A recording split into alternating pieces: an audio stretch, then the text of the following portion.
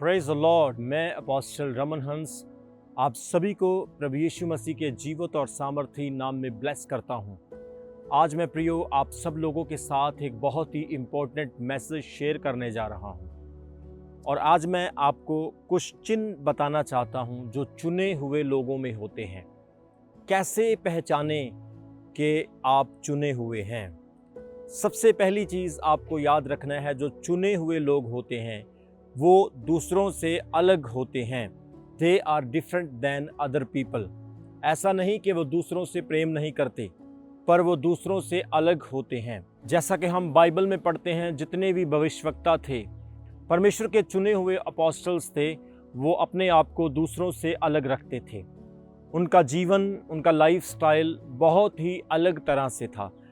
ऐसा नहीं कि वो दूसरों से प्रेम नहीं करते, सबसे प्रेम करते हैं, लेकिन वो अपने चर्च में, अपनी पर्सनल लाइफ में, अपनी स्पिरिचुअल लाइफ में दूसरों से बहुत अलग होते हैं। उनकी सोच, उनके विचार दूसरों से बहुत ही डिफरेंट होते हैं।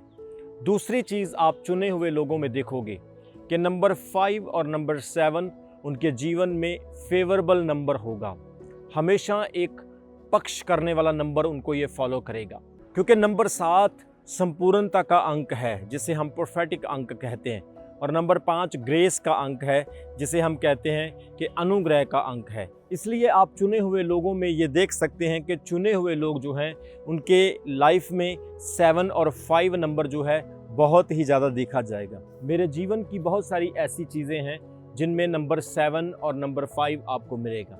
मेरे प्रियो, सबसे पहली चीज़, वो अलग जीवन व्यतीत करते हैं, वो अलग ताई में रहते हैं। दूसरी चीज़, नंबर 7 और नंबर 5 प्रोफेटिक वर्ड उनको हमेशा फॉलो करेगा। ये चुने हुए लोगों की पहचान है। नंबर 3, उनके विचार प्रोफेटिक होते हैं। उनकी सोच प्रोफेटिक तरीके से काम करती है, क्योंकि वो बने ही इस काम के लिए हैं, वो इस काम के लिए ही चुने गए हैं। तो जब आप चुने हुए लोगों को देखोगे तो उनकी सोच प्रोफेटिक होगी। हर बात में वो प्रोफेटिक वर्ड को, प्रोफेटिकिज्म को यूज़ करेंगे। तो ज़्यादातर परमेश्वर का आत्मा उनसे बात करेगा, हर बात में उनको कुछ ना कुछ बताएगा, कुछ डीप रेवलेशन, प्रकाशन की बातें उनके ऊपर जाहिर करता रहेगा। सबसे बड़ी चीज़, जब वो कोई भी काम करेंगे, परमेश्वर का आत्मा उनसे बात करेगा और आने वाली वेद की बातों को भी उन्हें बताएगा। अक्सर मेरी लाइफ में ऐसा होता है कि जब मैं कोई काम करता हूँ, परमेश्वर का आत्मा मुझे बहुत सारी बातें पहले से बता देता है।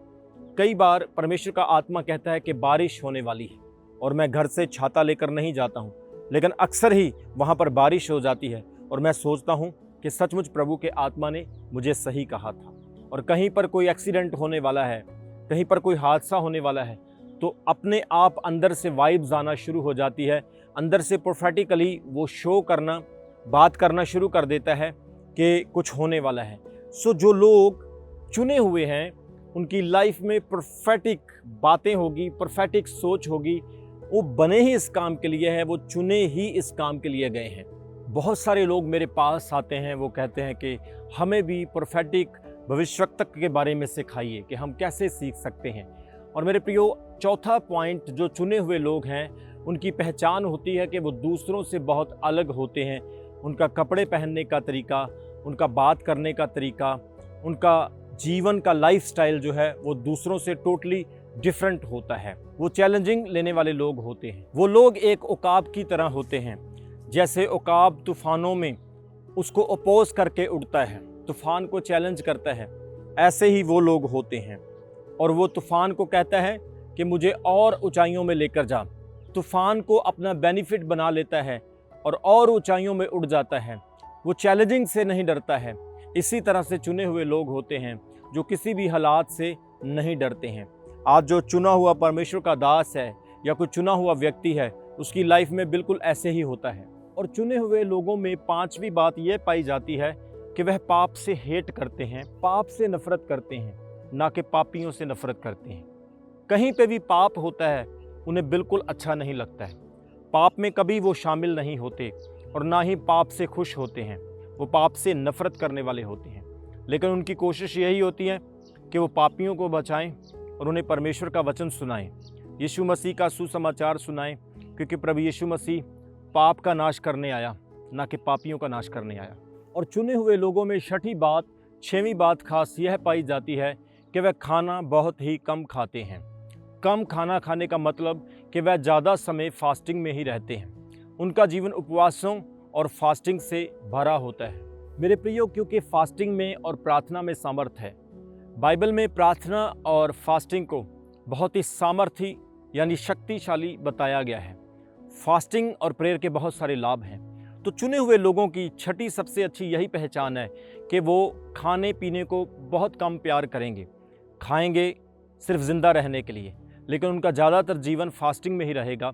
फास्टिंग करने से हम परमेश्वर के फैसलों को बदलते हैं और फास्टिंग करने से हम परमेश्वर के नज़दीक आते हैं।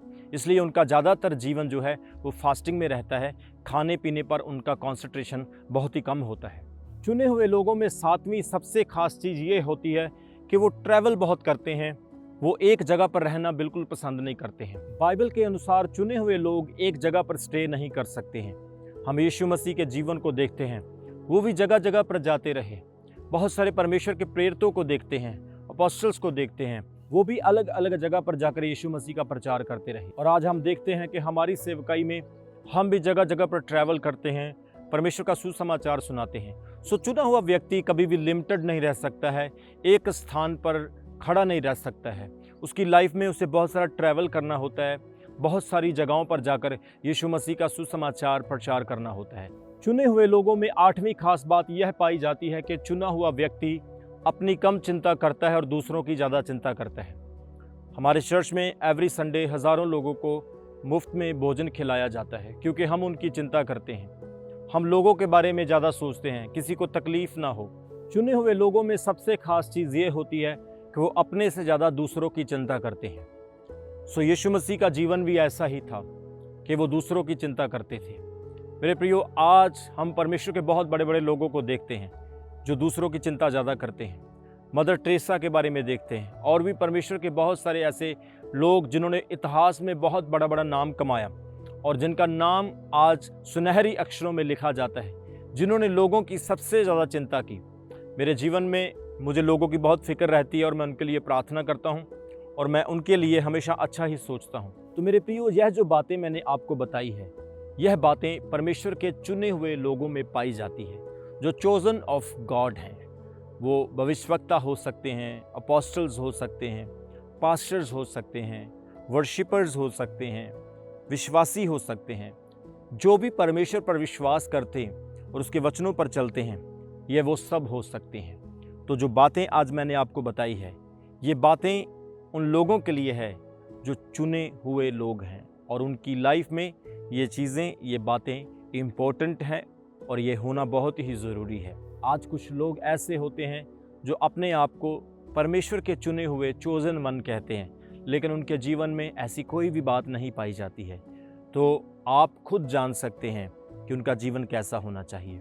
सो मेरे प्रियो, आज जो मैंने वर्ड आपको दिया, मेरा विश्वास है इस वर्ड को सुनने के बाद आप बहुत कुछ सीखेंगे और परमेश्वर आपको आशीष देगा।